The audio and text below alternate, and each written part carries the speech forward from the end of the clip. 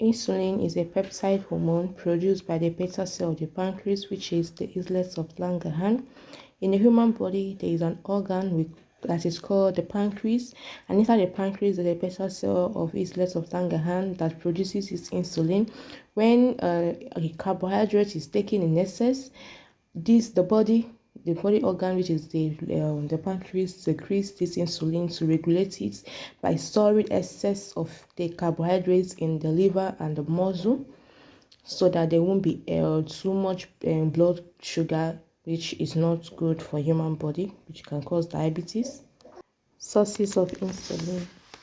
We have two sources of insulin: the human insulin, which produced by recombinant DNA technology, which is most common today, whereby a human pancreas gene is extracted from the human and injected into a bacteria for production of insulin. And then the one that is being extracted from animals such as pig and cow, and it is not really being used these days. So the one that is being used now is human insulin. Another thing to note is the mechanism of action. So how does this insulin act? There is an insulin receptor in the human cell membrane. We know that insulin, when it's excess, is even stored in the liver as glucogen. So this insulin receptor binds to this insulin and activates the transport of glucose. How does it do? It promote the uptake of this glucose into the muscles and the liver cells and the fat cell, and then promotes its synthesis into glycogen, which is the stored form of this glucose, to enable them to stop the excess of these carbohydrates of this blood sugar in the bloodstream. So it stores it as glucogen. Indication and uses of insulin. It is used for type 1 diabetes, where the body there's insufficient insulin due to autoimmune, where the body attacks the pancreas secreting cell. And then the type 2, where it's not controlled by drugs, is this type 2 diabetic mellitus, which whereby the insulin is not effectively utilized in the body. Then diabetic ketoacidosis. This is conditions where insulin is urgently used. So, routes of administration. How do we administer this insulin? We have the subcutaneous injection, which is commonly used. We have the pen, the device, the syringes, and the pumps. Then intravenous. This intravenous route is used mostly in emergency, such as in ketoacidosis and in hyperosmolar hypoglycemic states. So this is when we use this intravenous for emergencies. The adverse effects. Number one is hypoglycemia. This is very dangerous. The patients experience sweating, tremor, confusion, and fainting. Then, which is very important to monitor before injecting insulin, you check the blood level, the blood sugar level, and then weight gain, because when this insulin is injected, it causes the storage in the muscle, causing weight gain. And then injection site reaction, which is redness. Then hypoglycemia is very, very important, very dangerous. The patient can even have arrhythmias.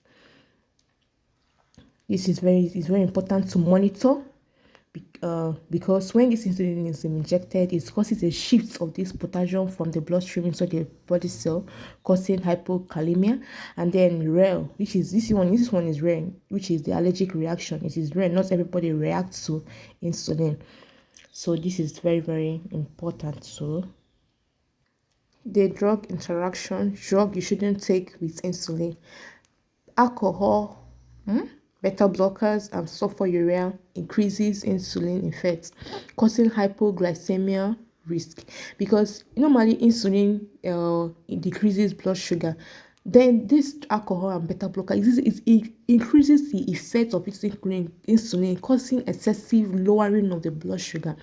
Then corticosteroids, thiazide, and phenytoin. Phenytoin is an anticonvulsant.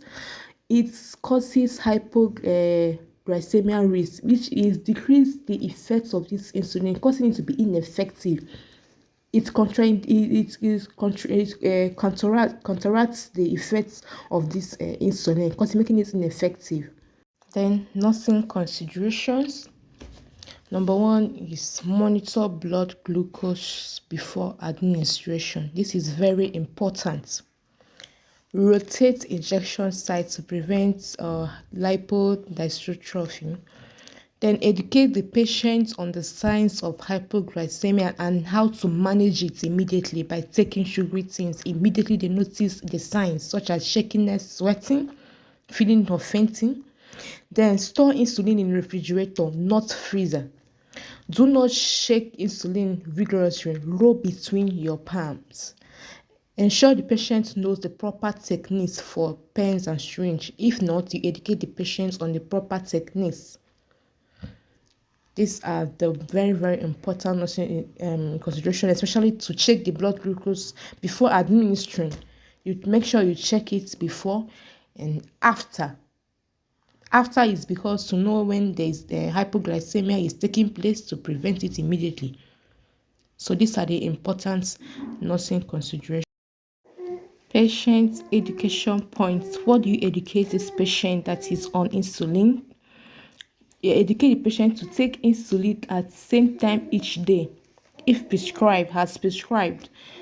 And before that, the patient has to check the sugar level first, then maintain regular meal to prevent hypoglycemia. The patient has to eat frequently, then carry glucose, sweets or snacks all time.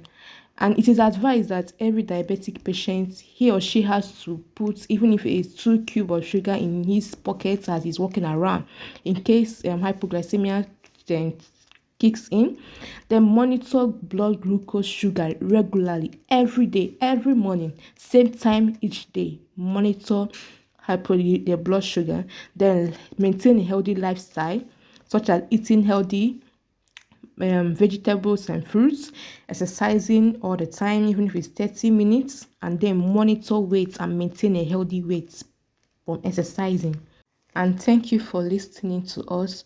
Please support us, encourage us to make more video by liking this video and commenting your experience. If you're a diabetic patient or if you have a diabetic patient as family or friends, what are your experiences and what is it that you would like us to talk about again concerning diabetes? If you have any complaint or any concern, please do us good by commenting it on the comment section, and also like and comment. Thank you.